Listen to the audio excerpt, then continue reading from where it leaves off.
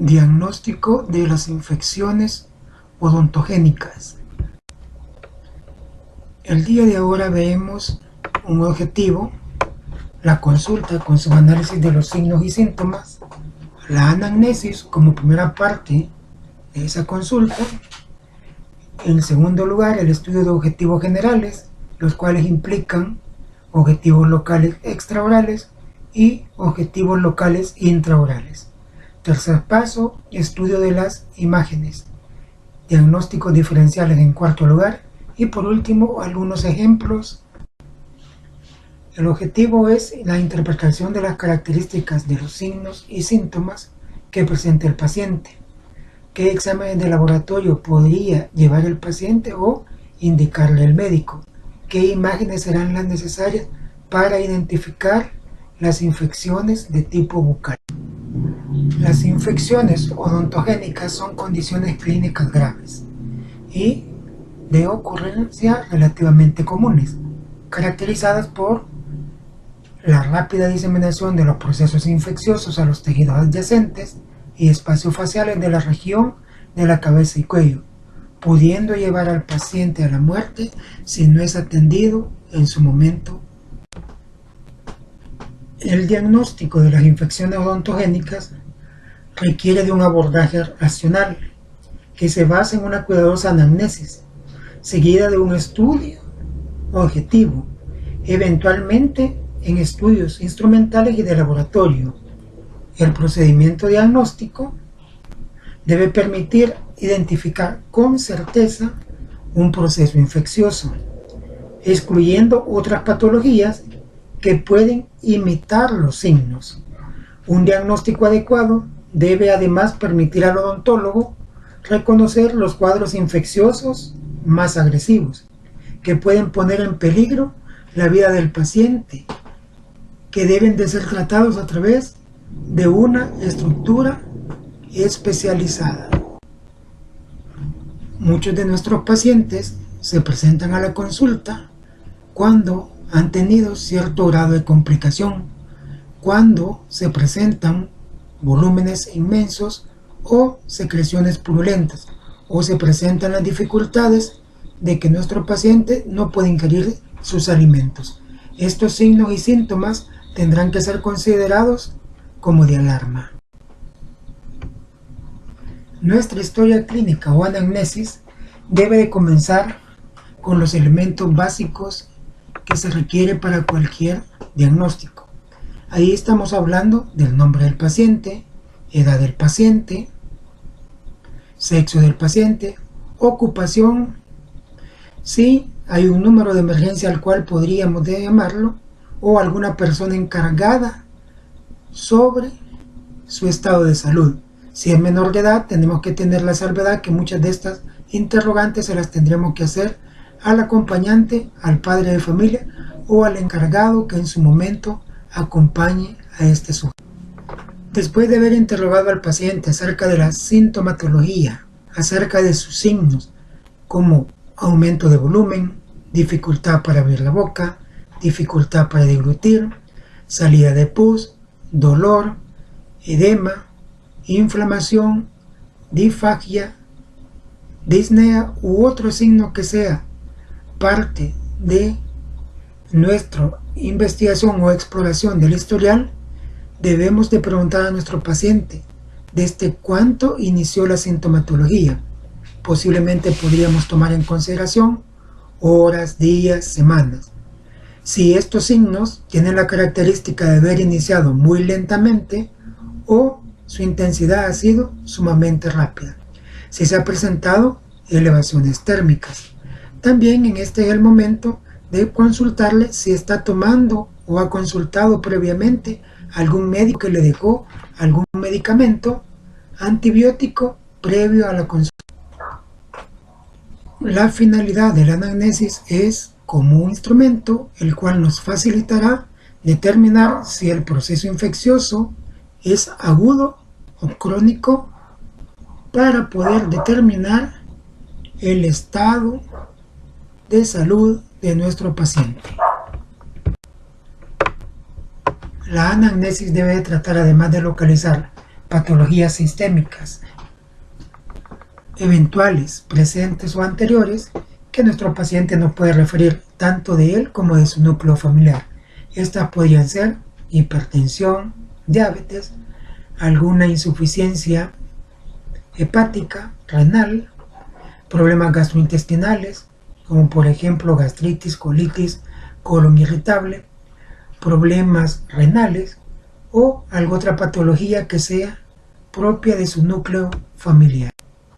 Identificar qué tratamientos farmacológicos son capaces de interferir con las defensas inmunitarias de nuestro paciente.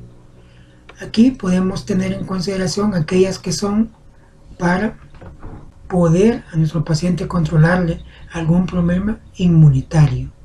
Por ejemplo, pacientes con lupus, con esclerosis múltiple, con problemas de inmunodeficiencia o cualquiera otra que nos podría dar la idea de que nuestras defensas o nuestros estados de cicatrización podrían ser deficientes. También tenemos de indagar si nuestro paciente, previo a la consulta, ya se automedicó antibióticos o ha consultado previamente y el médico tratante le dejó antibióticos, y saber el tiempo exacto desde cuándo el paciente está ingiriéndolos sin ningún tipo de resultado. Para saber la condición sistémica en su momento que el paciente nos está consultando, tenemos como objetivo tomar sus funciones vitales: temperatura, frecuencia cardíaca, frecuencia respiratoria y tensión arterial. Todos ellos nos darán un estado general del paciente antes de su tratamiento. También nos indicará qué normas y conductas en cuanto a medicación podríamos darle a nuestro paciente, qué tipo de medicamento podríamos seleccionar para disminuir, por ejemplo, la temperatura, qué medicamento podríamos darle para no interferir con la frecuencia respiratoria, y muchas veces el dolor incrementa la tensión arterial y la frecuencia cardíaca. Entonces estaríamos seleccionando algún analgésico o algún antiinflamatorio o una combinación de ambos para poder reducir esa condición. Para conocer el estado general de nuestro paciente al momento de estar en nuestra consulta, lo primero que deberíamos de tomar son sus funciones vitales: temperatura, frecuencia cardíaca, frecuencia respiratoria y tensión arterial. La temperatura nos dará una idea del grado de febrícula o de fiebre que presenta nuestro paciente. La frecuencia cardíaca nos dirá la alteración que posiblemente junto con la tensión arterial tenga nuestro paciente por el estado de dolor en el que se encuentra, más los volúmenes inflamatorios a nivel facial. Y ello podría incidir en una disnea o alguna alteración de la frecuencia respiratoria. En el momento que nosotros tomamos estos signos, nos da una idea del estado general de salud de nuestro paciente. También nos va a dar la idea de qué medicamentos, tanto analgésicos como antibióticos y antiinflamatorios, podríamos proporcionarle a nuestro paciente para bajar alguno de estos signos o normalizarlos o llevarlos a un estado que podría el paciente tolerar.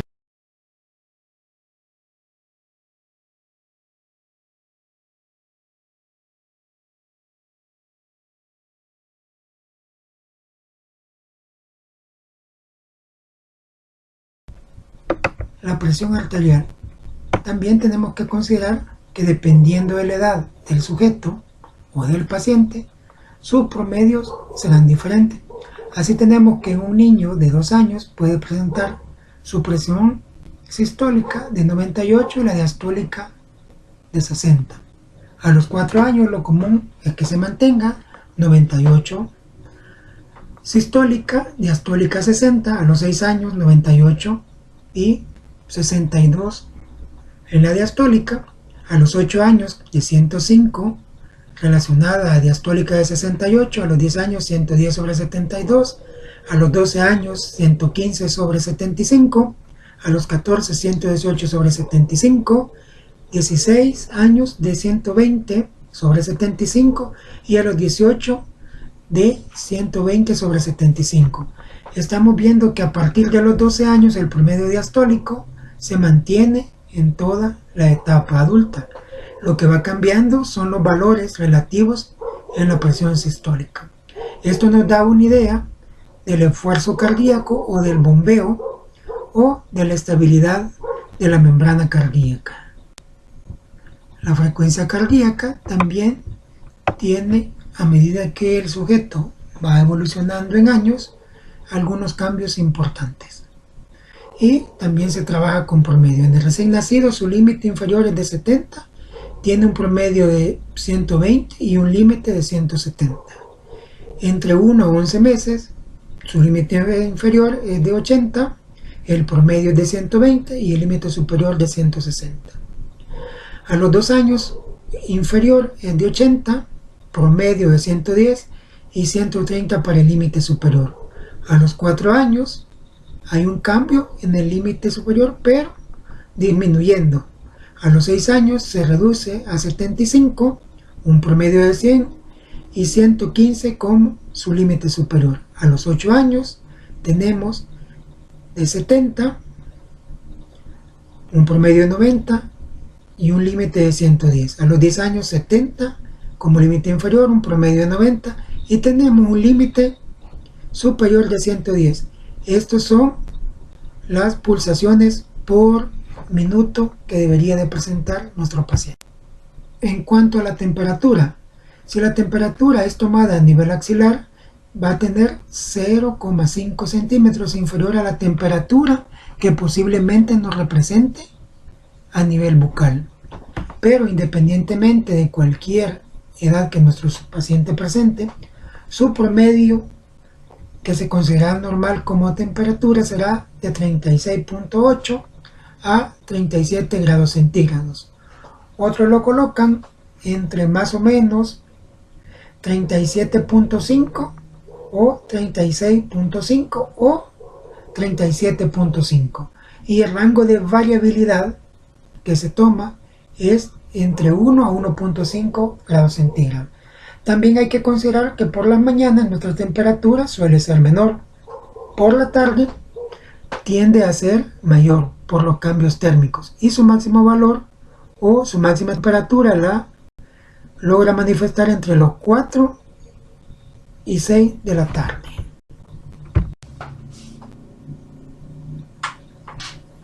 El estudio objetivo local extraoral debe tener en consideración el rostro del paciente para observar si presenta eventuales asimetrías, zonas con edema, zonas eritematosas, fístulas cutáneas o alguna otra alteración que podría darnos la idea de algún signo presente a nivel facial.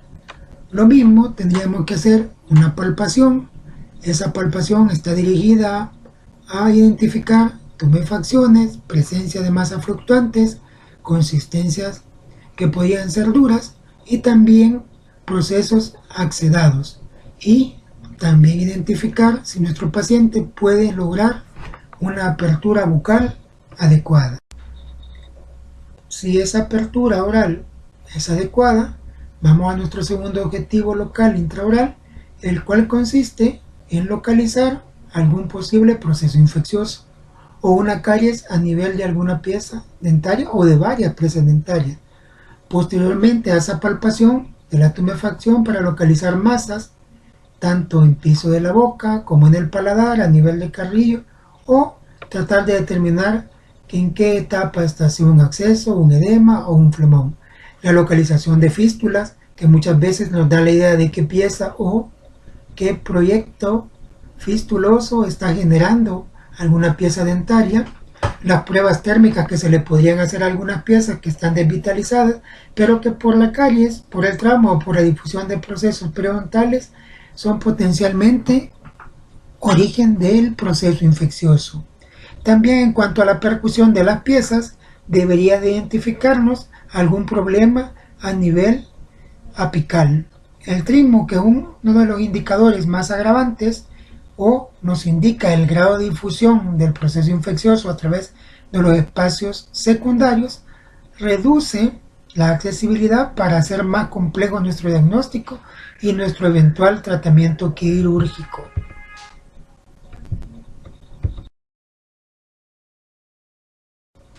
Como etiopatología, podríamos encontrar causas pulpares, la caries como una causa primaria. Esto le daría paso a una pulpitis en una etapa intermedia. Esto se prolongaría a nivel de los ápices de las piezas dentarias, se cronifica, puede llegar a formar un granuloma o un quiste radicular. También podría ser una causa periodontal con una periodontitis avanzada, con la presencia característica de bolsas periodontales profundas, con exudado inflamatorio en su interior, sus vías de drenaje hacia el exterior que pueden ser interrumpidas de una manera transitoria, y lo cual facilita la propagación a nivel periapical de bacterias, o podría ser una combinación de un problema de caries con enfermedad periodontal. Una tercera causa podrían ser las de tipo traumáticos. En aquellas podrían involucrar fracturas a nivel de la mandíbula, a nivel de las piezas de los procesos alveolares o en su conjunto tanto estructuras óseas como piezas dentarias a la vez pueden ser de tipo cerrado o de tipo abierto.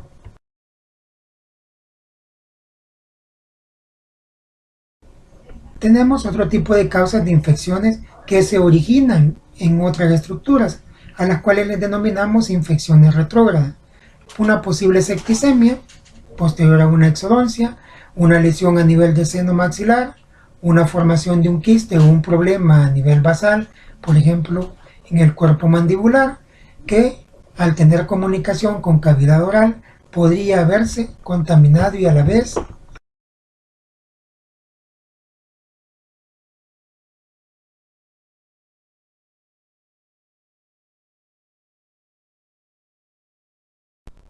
las causas iatrogénicas son múltiples. Aquí tenemos algunos ejemplos.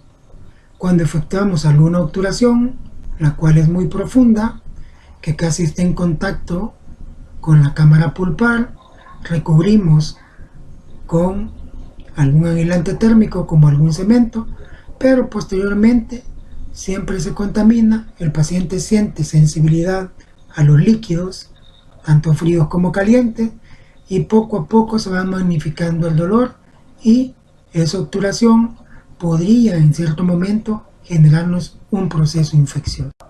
Al efectuar TCR o endodoncias también se podría dar el caso en el cual al hacer la apertura no se logra localizar alguno de los agujeros, al hacer la obturación con gutapercha posiblemente no se llegue hasta el final de los ápices o hasta los bordes que dicta la teoría de la endodoncia, o sencillamente un sobrepase de la gutapercha que nos podría provocar un proceso apical infeccioso. También tenemos que tener mucho cuidado a la hora de aplicar nuestras técnicas anestésicas. Si nosotros no hacemos una asepsia previa, si nosotros no profundizamos adecuadamente nuestra aguja, si laceramos parte del periósteo o hacemos una punción no muy delicada, podríamos provocar algún tipo de lesión. La más común que se produce es una isquemia a nivel del paladar. Pasan los días o transcurren los días, ella se produce un absceso y el paciente siente que hay la formación de una úlcera o un olor desagradable. Al realizar cualquier tipo de cirugía tenemos que tener en consideración cada uno de los pasos clínicos de la técnica quirúrgica, pero más precisamente tenemos que limpiar de detritos, lavar, tratar de no dejar espículas, tratar de no dejar fracturas de algún segmento óseo, eliminar toda la viruta o todo el tejido que se produce con los elementos circulantes como la fresa junto con la pieza de mano, y lavar profusamente con clorhexidina o solución salina o solución yodada la zona donde se ha intervenido previo a suturarlo. Recapitulando, podemos decir que el proceso infeccioso puede iniciarse a nivel del diente propiamente dicho, llega a la cámara pulpar, de ahí a la superficie radicular, sobrepasa lo que es el ápice, llega a lo que es las estructuras de soporte como la encía y el hueso alveolar. De ahí tenemos al hueso basal, que puede ser el maxilar o la mandíbula, y luego a los músculos de esa zona. Es un conjunto de procesos que podrían llevarnos a complicar nuestro cuadro clínico de una infección si no se controla a tiempo. Para confirmar el diagnóstico de infección y establecer con certeza el origen, casi siempre se indica una evaluación radiográfica. En el caso de procesos infecciosos odontogénicos circunscritos, una radiografía intraoral sería la indicada para confirmar el diagnóstico. Esto resulta especialmente certero en el caso de infecciones crónicas, mientras que en el caso de infecciones agudas, el cuadro radiográfico puede ser inicialmente negativo, como en el caso del absceso periapical agudo. En el diagnóstico de los procesos infecciosos más extensos se puede indicar la ortopantografía. En el caso más complejo podría indicarse lo que se llama una resonancia magnética o una tomografía computarizada. En el presente cuadro, como una especie de resumen, tenemos el ejemplo de una imagen intraoral. Su ventaja es que nos puede identificar infecciones circunscritas crónicas. ¿Cuál es la desventaja?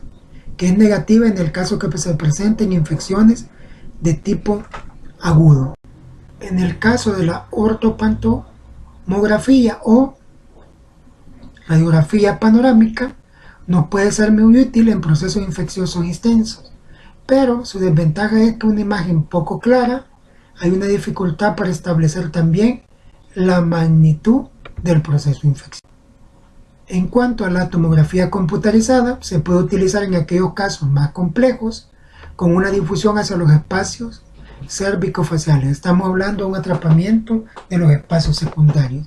Su única desventaja es el costo con relación al beneficio que podría proporcionarlos con la información, pero asumiendo de que es más exacto, podría obviarse el costo. Una radiografía preapical bien tomada nos puede dar el origen de un proceso infeccioso. También nos puede identificar caries recurrente, por ejemplo, en una endodoncia ya elaborada. También en aquellas piezas que tienen obturaciones podrían indicarnos lesiones periapicales que son crónicas, que el paciente posiblemente lo puede sentir solo con movilidad de la pieza. O una tercera opción podría ser caries a nivel distal de piezas retenidas, que el paciente aún no ha sentido sintomatología porque externamente se logra ver todavía la corona clínica íntegra. Para poner una idea de cómo tiene que ser una radiografía preapical, se tiene que tomar identificando o localizando al centro la posible pieza que nos va a dar la relación de información sobre el proceso infeccioso que andemos buscando. Otra radiografía que no es muy común que se indique, pero nos da mucha información, es la radiografía oclusal, y también es dentro de la técnica intraoral, tanto para mandíbula como para maxilar. También es útil para identificar procesos infecciosos, también problemas quísticos, piezas retenidas, y nos da mucha información. Se utiliza más que todo a nivel de pacientes jóvenes o de niños. La ortopantografía o ortopantograma, conocida comúnmente como radiografía panorámica, nos da una idea de todas las arcadas dentarias. Nos indica la proximidad con estructuras sensibles como el seno maxilar, el piso nasal, el paladar en el maxilar superior, en inferior la proximidad de las raíces a nivel del conducto del dentario inferior, y si hay alguna pérdida de tejido óseo también lo identifica a través de la radiolucidencia. La ventaja que tiene la tomografía computarizada con relación a los otros estudios anteriores es que nos puede graficar distintos ángulos, cortes axiales, coronales, sagitales, moverlo en tiempo real para identificar el origen el volumen y el tamaño y la forma de piezas involucradas por la lesión que se describe. Es muy útil para el estudio de piezas individuales, así como varios números de piezas. En el ejemplo que tenemos aquí vemos la pieza 2.1, la cual tiene varios cortes, tiene una reconstrucción en tercera dimensión, corte axial, sagital, en el cual nos muestra la lesión a nivel del ápice. El estudio de la resonancia magnética nos da una mejor idea de cómo evaluar los tejidos blandos y la proporción con relación a las otras estructuras que se encuentran próximo donde se desarrolla el proceso infeccioso. También como último escoge si la tomografía no nos da mucha relación. Examen básico de laboratorio que debería de tomarse en pacientes con procesos infecciosos. Tenemos el hemograma completo. Dentro del hemograma completo también tenemos los glóbulos blancos, llamados comúnmente leucograma. El tiempo de protrombina, tiempo de tromboplastina y glucosa en ayunas son muy importantes para poder tener un panorama o una idea del proceso infeccioso que se está desarrollando en ese.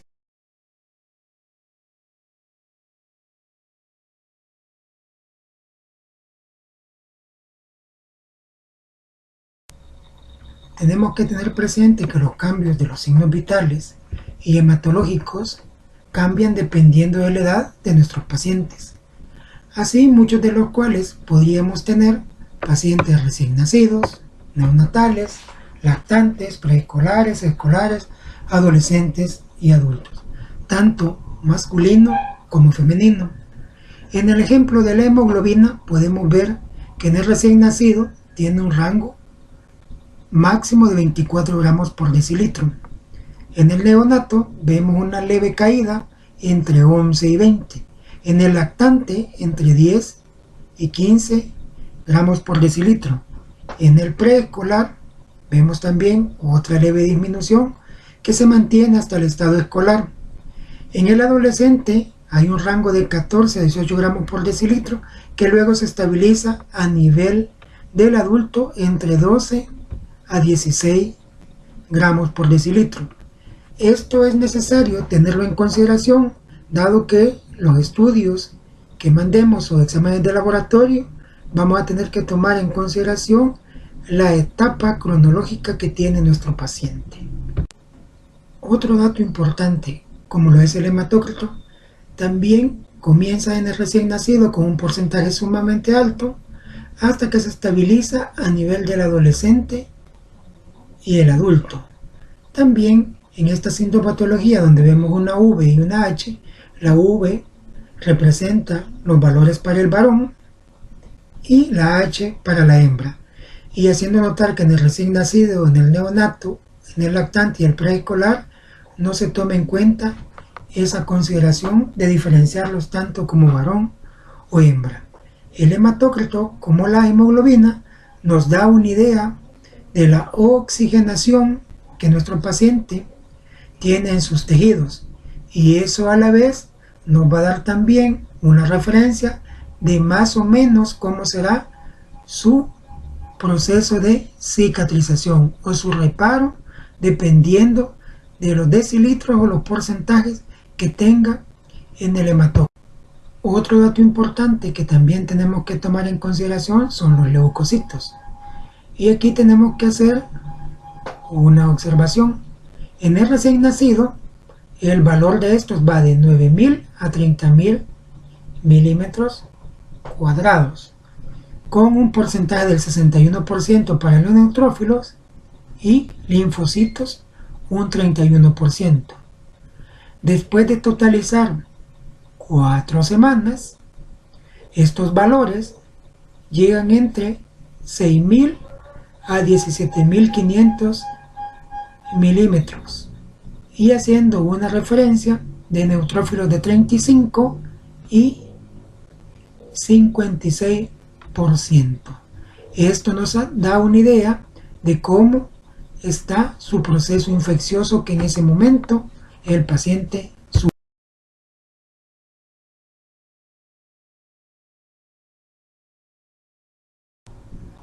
Cuando el recién nacido supera la sexta hasta la 12ª semana, estos valores se mantienen de 6.000 a 17.000 milímetros y la relación de neutrófilos es un 32% y los linfocitos un 61%. A partir de los 2 años, ese valor se estabiliza en 6.200 a 17.000 con una relación de neutrófilos del 33% y linfocitos del 59%. Después de esos 2 años, llega a un rango que permanece para toda la vida, que es de 5.000 a 10.000 milímetros. Y aquí se invierte el papel. Los neutrófilos tienen la mayor cantidad de linfocitos o células de primera defensa y con relación a los linfocitos propiamente dichos un 30%. Esto nos dará una idea del proceso infeccioso que nuestro paciente sufre en ese momento.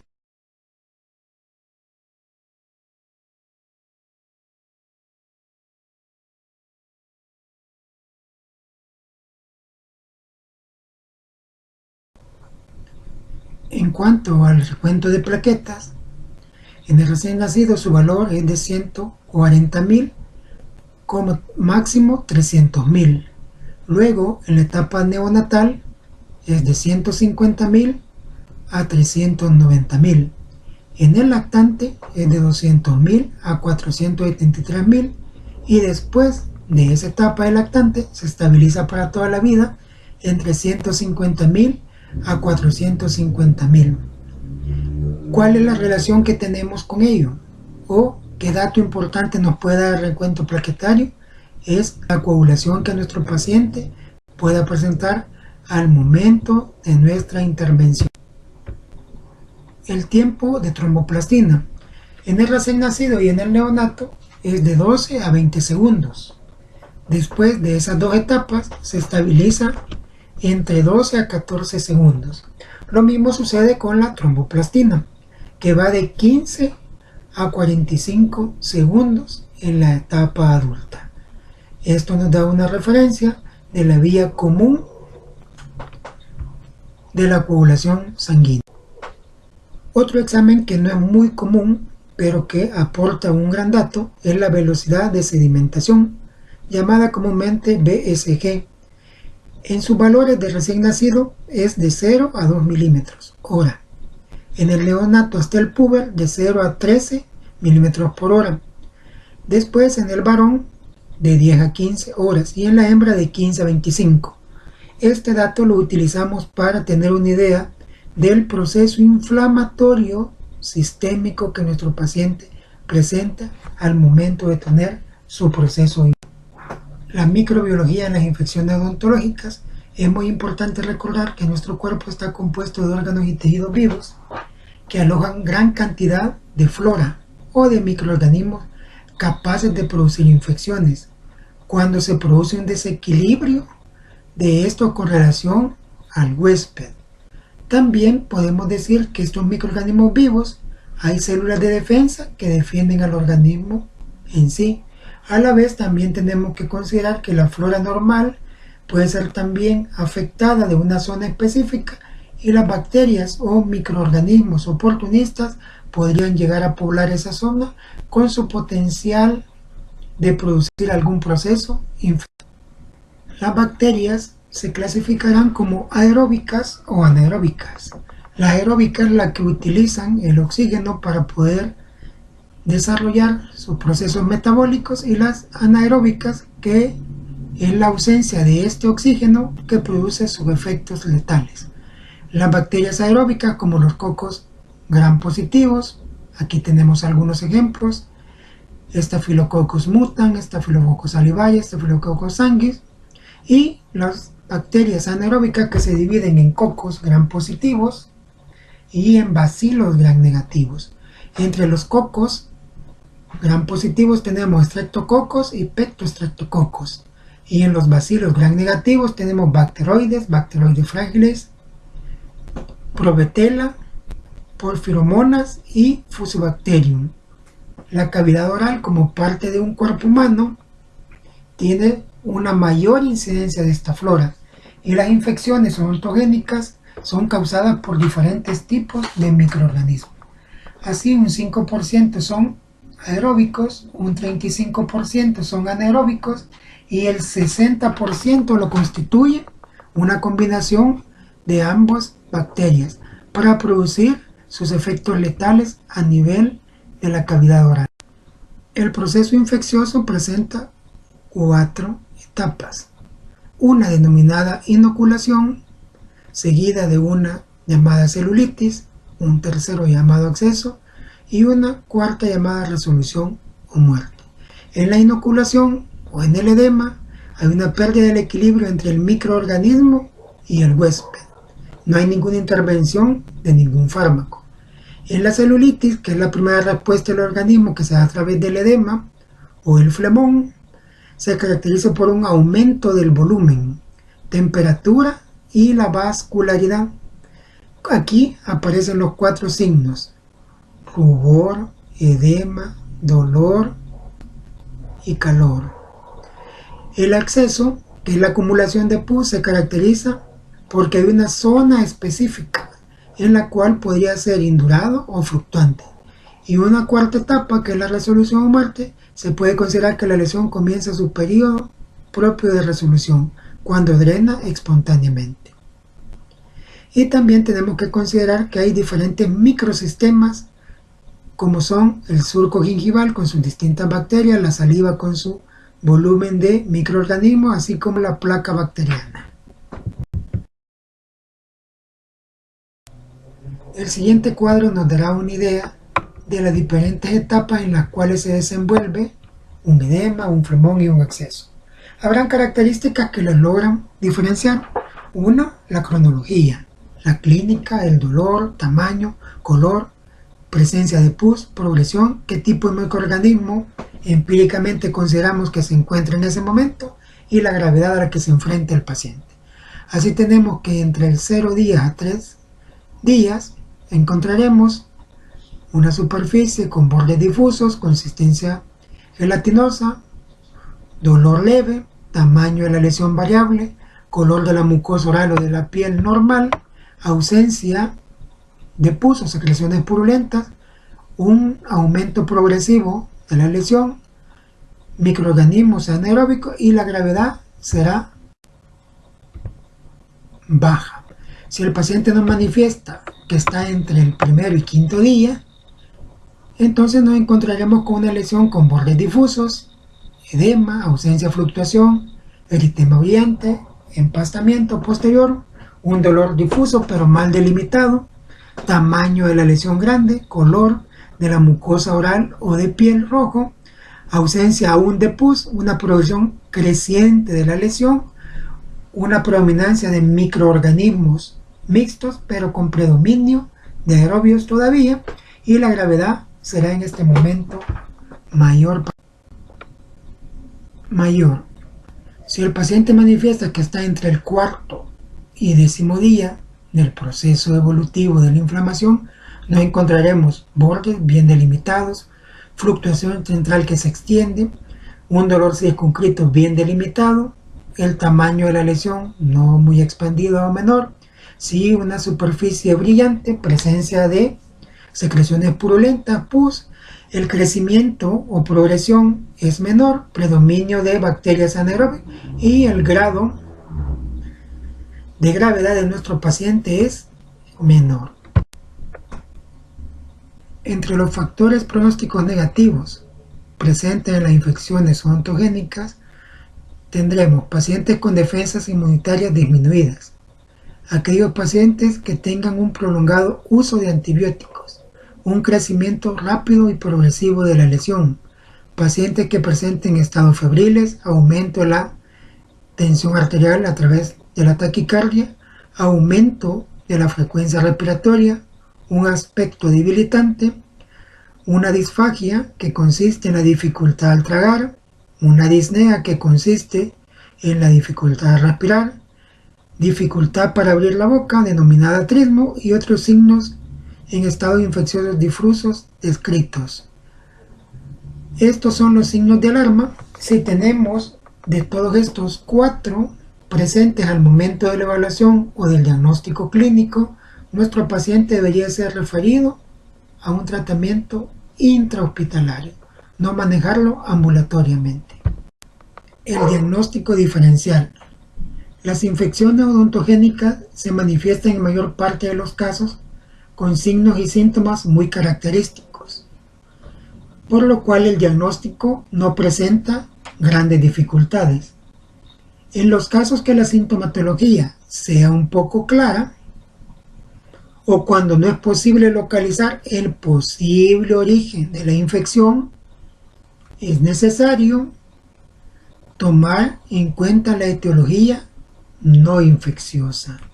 El diagnóstico diferencial presenta aspectos peculiares según la localización del proceso en donde se encuentra.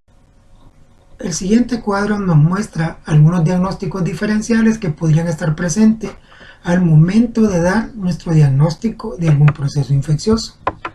Va a depender también de la ubicación. En este caso tenemos los ejemplos de superficie vestibular, perinasal o infranasal, fosa canina, región palatina, región geniana, superficie sinusal, región temporal, sublingual, mentoniana, submentoniano y pterigomandibular. Básicamente consiste en identificar lesiones o neoplasias, ya sea de tejido blando o de tejido óseo. También lesiones que podían representar algún grado de malignidad, algo otras que son propias de las regiones que se han descrito. Pero básicamente podríamos decir, por ejemplo, a nivel vestibular, descartarse una neoplasia ósea o de mucosa, tanto benigna como maligna. A nivel perinasal o infranasal, lesiones benignas y malignas que inician en la mucosa nasal. En la fosa canina, neoplasias óseas benignas o malignas o cuadros cutáneos como algún hongo como la actinomicosis, la dracocistitis o la inflamación del conducto lagrimal.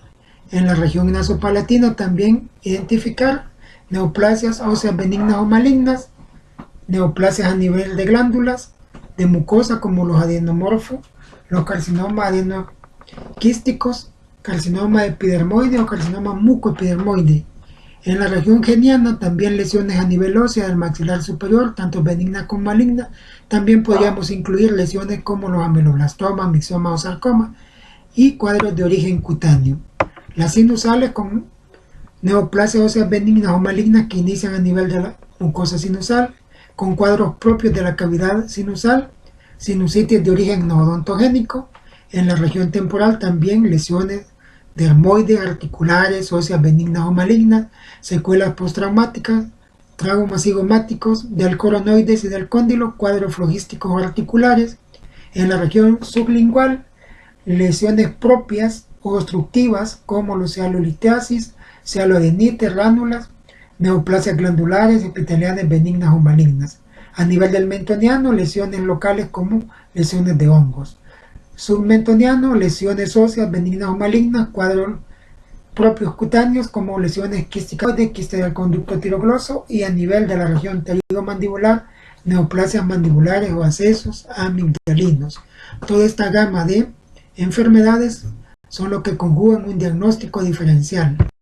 Una vez identificado la zona o región que desencadena el proceso infeccioso o la infección odontogénica, lo fundamental consiste en eliminar la causa, tener o hacer un drenaje quirúrgico del material purulento, si se encuentra en ese momento, junto con una terapia farmacológica de soporte. Así podemos poner como ejemplo una exodoncia si la pieza está totalmente destruida o es un resto radiocular. Si la pieza aún tiene posibilidades de ser restaurada, podríamos enviarla a una endodoncia. O si hay contenido purulento, drenarlo a través de incisiones, ya sea intra o extraoral. Y si es necesario y se tiene la duda que aún no se ha eliminado completamente el proceso infeccioso, es la colocación de los drenos. Independientemente de estos 4 tipos de tratamiento, siempre le tenemos que agregar algún tratamiento farmacológico. Y este tratamiento consistirá tanto en analgésicos como en antibióticos, para poder mejorar la calidad de vida de nuestro paciente y que los procesos infecciosos sean detenidos con efectividad. El siguiente cuadro nos presenta ciertas infecciones de origen odontogénico, fármacos que se eligen por vía oral o tópica y alguna alternativa cuando nuestros pacientes tienen algún proceso de sensibilidad o son alérgicos a alguno de los componentes de primera escoge. Así tenemos gingivitis marginal, la podemos combatir con clorhexidina. No tenemos ninguna alternativa, aunque podríamos incluir un buen cepillado. La gingivitis úlcero-necrotizante.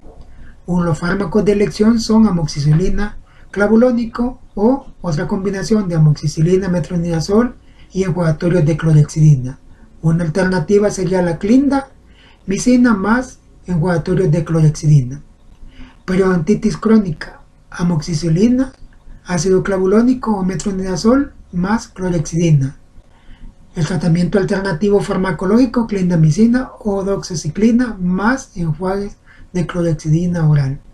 Periodontitis agresiva, amoxicilina, ácido clavulónico, metronidazol, doxiciclina más clorhexidina. Tratamiento alternativo por algún proceso alérgico, clindamicina, acitromicina o claritromicina como monoterapia. En una pulpitis aguda, amoxicilina, ácido clavulónico, clindamicina o citromicina o clarimicina. En el acceso preapical, acceso periodontal y la periodontitis, prácticamente la amoxicilina más ácido clavulónico es el primer escoge y sus alternativas son la clindamicina, la citromicina y la claritromicina. En el entendido que estos medicamentos combaten inicialmente los procesos infecciosos, pero a la vez tenemos que agregarle alguno de los ya mencionados. Si es una periodontitis crónica, podríamos hacer retartraje, eliminación del sarro o curetaje. Va a depender del tipo de lesión que encontremos. Tenemos que elaborar recetas que sean muy claras tanto para el paciente como para el farmacéutico. Identificarlas con el nombre del paciente completo, la fecha, la inscripción o nombre del medicamento, su concentración, su vía de administración, la cantidad de medicamento o de días en los cuales se le está indicando, las horas en las cuales debería estárselo tomando. También si tenemos algunas indicaciones especiales, anotarlo en la receta, como por ejemplo tomar con abundantes líquidos, tomar o ingerirlo durante las comidas, o pulverizarlo o agitar el frasco antes de ingerirlo. También debe llevar el nombre del médico, la firma y el sello correspondiente. Algunos ejemplos de receta.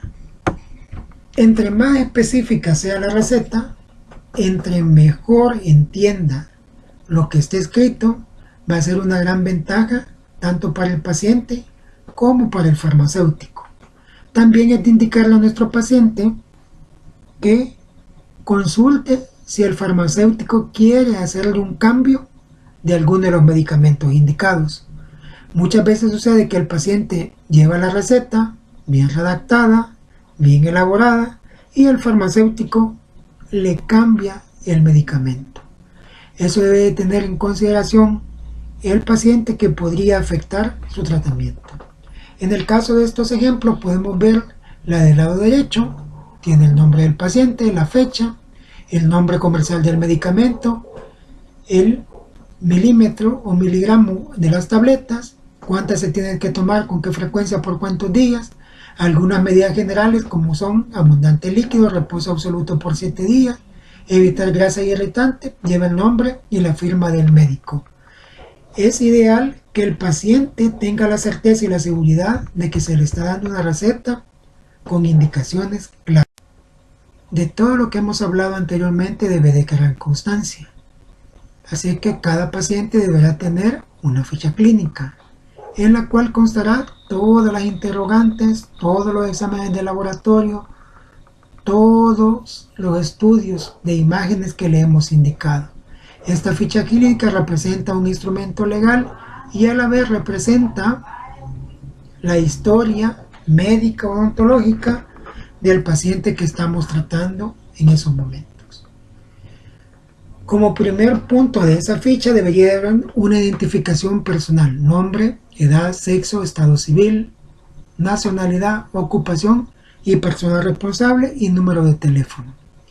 Los antecedentes tienen que ser antecedentes del paciente y antecedentes familiares, tratando de identificar enfermedades como la tuberculosis, diabetes, hipertensión, carcinoma, cardiopatía, hepatomegalia, nefropatía, enfermedades endócrinas, enfermedades mentales, epilepsia, asma, enfermedades hematológicas o sífilis.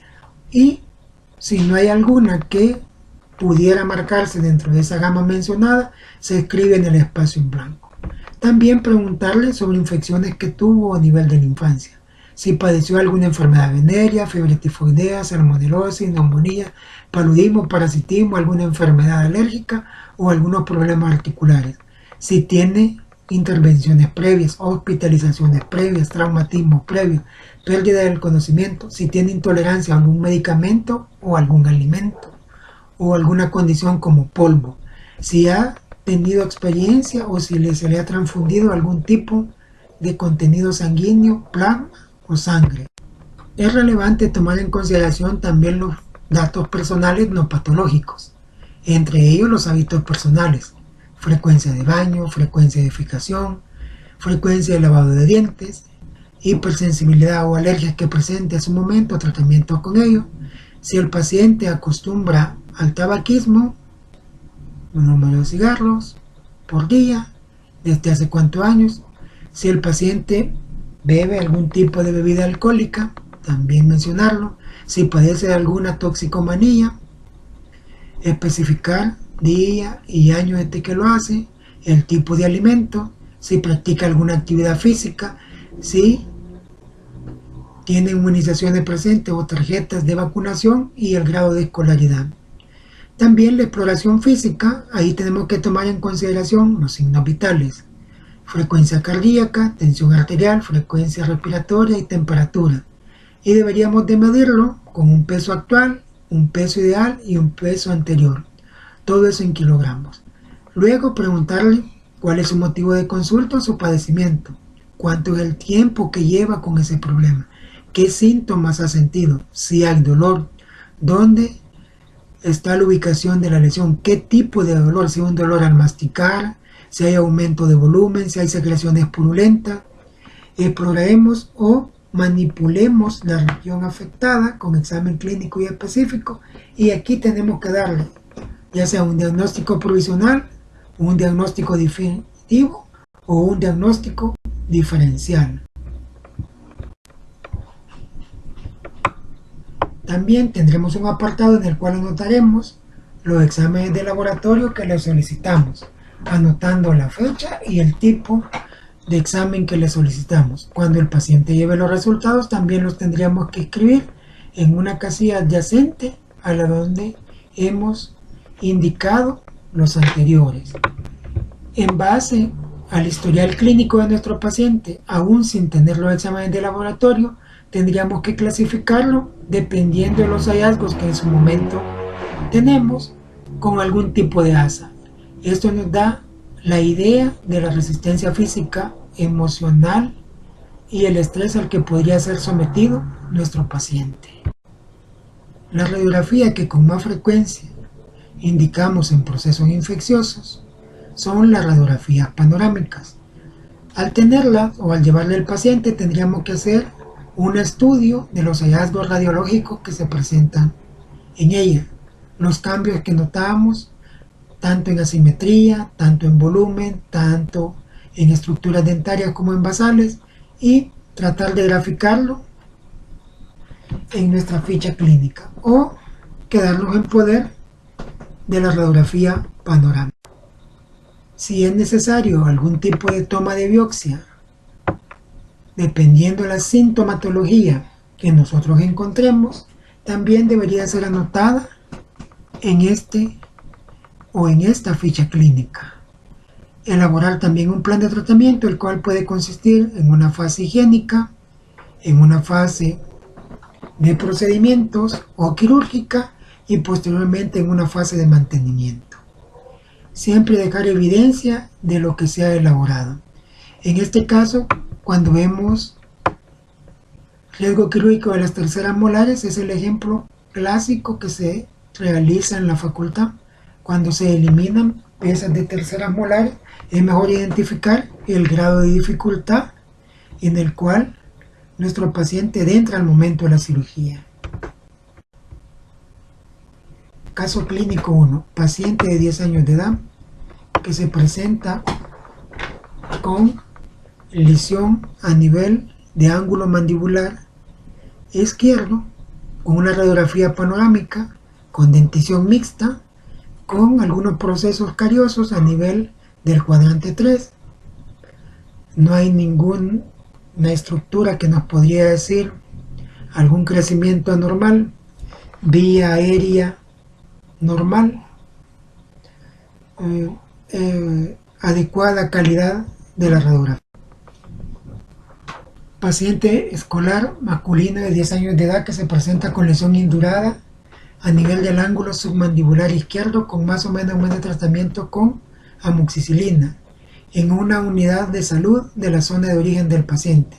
Madre manifiesta que le inició como una bolita a nivel mandibular, parte posterior, ángulo, sin dolor, sin fiebre y sin fluctuaciones.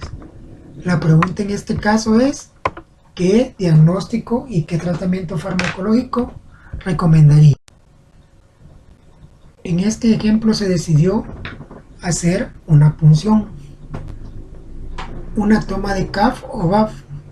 La intención no era extraer secreciones purulentas, porque el paciente ya nos había manifestado que tenía un mes de estar tomando antibióticos. El objetivo inicial era descomprimirlo y ver también la consistencia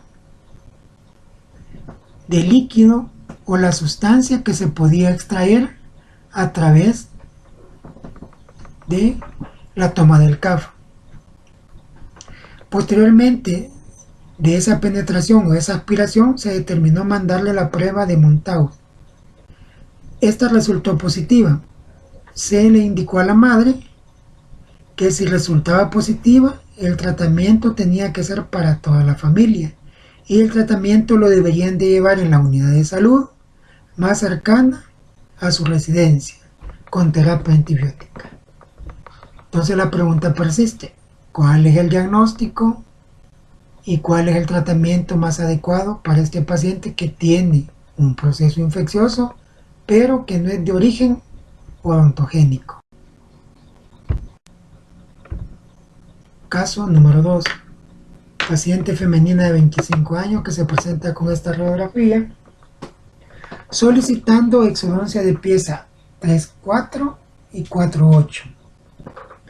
Tratamiento ortodóntico previo ya finalizado. Dentro de los datos proporcionados, no antecedentes médicos relevantes, antecedentes odontológicos de tratamiento de aparatología fija de ortodoncia, obturaciones bajo anestesia local, ha presentado en los últimos días procesos febriles intermitentes y ha notado inflamación en el labio superior, no está tomando actualmente ningún medicamento. Radiografía panorámica se observa zona radiolúcida de corona de pieza 2.1, clínicamente edema facial presente en la zona de mi cara izquierda en el tercio medio que involucra el labio superior. Se le diagnostica con acceso facial del tercio medio por pieza 2. Procedimientos: se suspende exodoncia de terceras molares 3.8 y 4.8. Se solicita interconsulta con endodoncista o realizarse endodoncia en 2.1. Se implementa terapia empírica de antibióticos y analgésicos en monoterapia en ambas familias. Se decide no dejar exámenes de laboratorio ni agregar estudios radiográficos complementarios extra. Se le indica a la paciente reposo absoluto por 24 horas luego de la consulta. Cumplir con la prescripción indicada. Se reevalúa a paciente el cuarto día de medicación. No se le dejó ningún esteroide. Se le indica, debido a su mejoría clínica, que complemente hasta los 7 días el tratamiento farmacológico e iniciar el tratamiento del conducto radicular de Ozono. Diagnóstico: absceso facial resuelto. Considerando que tenía 24 horas de evolución el edema a nivel de tercio medio en el labio superior, se marca el día 18 de enero de 2020 como día primero. Se le indica el tratamiento de analgésicos y antibióticos. Se observa hasta el día 20 de enero. Aún persiste el edema, pero con magnitud disminuida, llevando su tercer día. Se vuelve a reevaluar el cuarto día, el 21 de enero de 2020, y vemos que la paciente ha desaparecido edema a nivel del labio superior. También el edema a nivel de mi cara ya no se nota, y habiendo una apertura normal, por lo cual se da un diagnóstico: tratamiento de inoculación facial de tercio medio resuelto.